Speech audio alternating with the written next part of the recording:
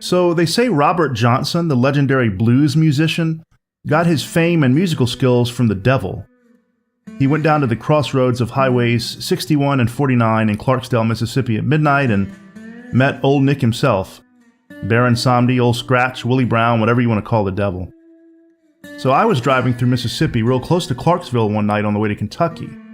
I've always gotten a kick out of the Robert Johnson legend. Well, you can guess, I found that crossroads on Google Map and it wasn't far, so I just had to go see. I reached that intersection at just about midnight. Some fog was rolling in, and right when I got to the crossroads, I saw a man standing at the side of the road. His thumb was out, and it was the middle of nowhere. Now, I'd normally never pick up a hitchhiker like off the interstate or anything like that, but this guy looked desperate. He was just a farmer in overalls and a straw hat. Sure, for one second I wondered if this was something supernatural, but it was obviously just a guy. I rolled down the window. "Hey man, any chance you'd give me a ride just up the highway? I'm sorry. My truck broke down. I've been walking for half an hour. I promise just up the road." I nodded. "All right, sure. Hop in, friend." We drove through the night fog along the dark, empty, lonely highway. He didn't say much at first, didn't even give his name, but then he asked me, "You ever wonder why life's so hard? Like me. My truck broke down. I'm just a poor farmer. People like us, man, we just can't get a break." I laughed. "Yeah, that's the truth. Been working my butt off and just can't seem to get ahead." "Oh, what do you do?" "Me? I'm a traveling house inspector. I go around taking pictures of houses from the street. It's for insurance companies. It barely pays, but it's all I've got." He folded his arms. "What would you really be doing if you had your wishes?" I didn't even have to think about it. "Writing screenplays for movies. I love to write. Always have, in my dreams to make it in Hollywood."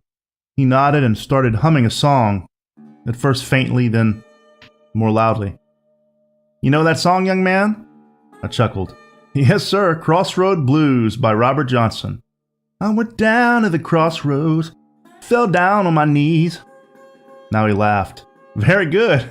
It's kind of a big deal around here, as you might imagine. You know, you picked me up right where he met the devil at the crossroads. Met the devil, he did, and made a deal. Johnson's eternal soul for making him the best blues musician in human history. Of course, that's just an old legend. Truth is, Johnson was just a really good musician, or some folks say. Talk to the old women around here, they'll swear up and down it was the devil, though." I nodded and smiled at the local old wives' tales and superstitions. "What do you think, son? You believe in the devil?" The fog was becoming thicker, and I could barely see the highway lines, so I slowed down. It felt like we were a ship in the middle of the sea. "The devil? I'm not sure, to be honest. I know there's evil in the world. I think I believe in God. I just don't know." He hummed Crossroad Blues for a few more moments, then said, "Well, if the devil was real, I'm saying just imagine, if he was real and he did offer you a deal to be a successful Hollywood screenwriter, would you take it? Your soul in return for success?" I thought about all the hours I spent on the road, those miserable hours snapping photos of houses, getting stared at, sometimes threatened, chased away, having to explain that I was with the insurance company. What would I give to be a successful screenplay writer, to live my dream? "Well, sir, I guess I'd take that deal." I laughed, but the farmer didn't. "My farm's coming up in about a mile. It'll be on the left. You can just drop me off in the driveway. I'll be fine. I really appreciate the ride." "Yeah, no problem." We made it through the soupy fog, and I pulled into his driveway. Before he got out, he asked me one last question. "You want the deal? All you gotta say is yes." He winked and grinned. I knew he was joking, but I said, "Yes, I'll take that deal." He got out and waved me off. The strange thing is that about a month after that encounter at the crossroads, a screenplay that I'd submitted to a film festival won first place. That got me a job in Hollywood writing for a film studio, and now I'm a pretty successful screenplay writer. If I named some of the movies I've written, you'd recognize them. I always wonder about that old farmer. Who was he? I mean, who was he really? And on the long shot chance that he was, Willie Brown himself, what's going to happen to me? in Hollywood, after I moved there, started my new career as a screenplay writer like I mentioned. Now you probably know Hollywood's a weird place with a long, bizarre history.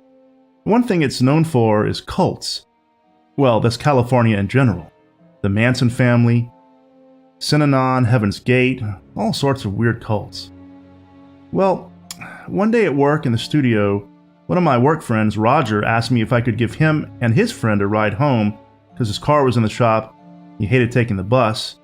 Yeah, I didn't mind at all. I liked the guy. The friend who met him at the studio acted a little weird, though. First, he was wearing an outfit that looked like what hippies wore in the 1960s. Tie-dye shirt, bell-bottom jeans. He had lots of facial hair, long hair, all that stuff. Fair enough. Everyone's different. But his eyes had this distant look, a kind of glaze, and he held a soulless smile that never changed or left his face. I gave my friend Roger and his friend a ride to the friend's house, and they invited me in for a beer. I accepted. But when we walked into the living room, it was full of young men and women who dressed and acted just like my colleague's strange friend. Roger introduced me. Everyone, this is my friend from work. I brought him by to hear the message. My danger sensor set off. Oh, what message? One of the hippies spoke. The message of love that the Master has bestowed upon us all. I heard the sound of a goat bleating from somewhere deep in the house. That was enough for me. I appreciate that very much. I apologize, but I need to run home and feed my cats. I didn't have cats.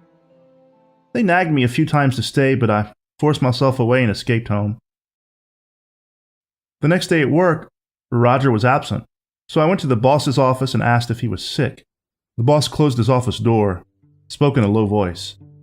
Look, I'm going to give you some advice. You're a great writer, good guy. The best thing you can do is not ask around about Roger. As far as you know, he never worked here. There is no such person. Never was. What? I don't understand. Is he in trouble?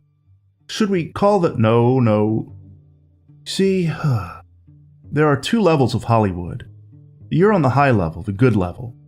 You do your work, get paid well, you get film credits, people love your movies. Then there's the lower level, the bad level. Some really dark things go on down there, and you're better off just pretending it doesn't exist. Now listen carefully. Roger never existed, he never worked here, and you never knew him. That's your line if you want to stay out of some really, really bad things and dangerous people. I was so disturbed I was physically shaking. I tried to think about what the boss had told me. What kind of weird cult horrors were happening right under my nose? Was it even safe to work there or to even live in Hollywood? I just couldn't abandon Roger to some dark fate. I was going to find out what happened to him. So at home, I called the police, reported him missing. They filed a report but didn't seem overly eager to do anything about it. Well, that meant I had to go back to the house where the weirdo hippies were, try to find Roger myself. So I waited until after dark and parked about a block away, sneaked through some bushes and yards until I was behind the house. I heard some kind of droning or singing from inside, which was weird enough. But then I also heard the goat bleating, this time so loud that I wondered how the neighbors didn't hear it. I creeped up to a back window where a light was on inside and peered in. Now this is the absolute truth of what I saw, and frankly I'm scared to even talk about it, but I'm going to. It was a large room, no furniture. Roger was stripped down to his boxers and chained vertically to a wall, looking around frantically at something in the next room. He was straining, thrashing around, trying to escape. Those hippies, the cultists, they stood in a circle around him singing and holding lit candles, even though the overhead lights were on. Then, a bleating so loud that it rattled the window panes came from the next room. A goat walked in, but it was on its hind legs like a person. It was covered in thick black fur. It was taller, more muscular than a man, but its movements and mannerisms were definitely human. It stomped across the room on its cloven hooves toward Roger, and I saw him pee his boxers and scream. One of the cultists looked out the window. I was sure he'd spotted me, but I guess not, because he just slowly closed the curtains. Then I realized it was too dark outside, too bright in the room for him to see anything. Let me tell you, I ran away from that house and never looked back. I never saw Roger again. I reported what I'd seen to the police, but they basically laughed at me. Now, I still work for the same movie studio, and the boss gives me a knowing glance once in a while, but no one ever mentions Roger or even seems to remember that anyone named Roger ever worked there.